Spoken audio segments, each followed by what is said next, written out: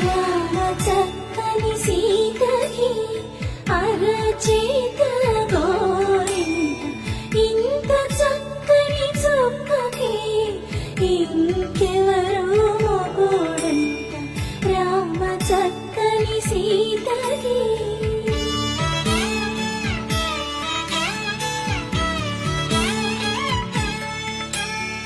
పుడతవి పునవేలు విడిచిన పుడమియల్లుడు రాముడే